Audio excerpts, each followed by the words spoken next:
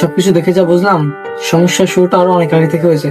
আপনার আরো আগে সতর্ক হওয়া উচিত ছিল। অতিরিক্ত টেনশন এবং অতিরিক্ত নেশার জন্য আপনার লিভারটা পুরো ড্যামেজ হয়ে গেছে। তো ডাক্তার সাহেব, এখন কি আর কিছুই করার নাই? আমার হাতে কি কিছুই নেই, নাকি সময় একেবারে শেষ? যদিও এর একটা উপায় আছে, তবু আমাদের দেশে নয়, বাইরের দেশে যেতে হবে। তাও এটা অনেক সময়ের ব্যাপার, ব্যয়বহুল।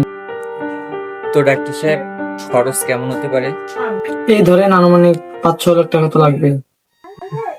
5-6 লাখ টাকা?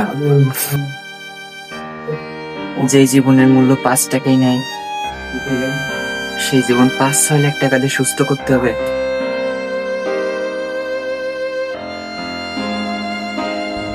মনে হয় এখন এমনটা না করলে চলবে।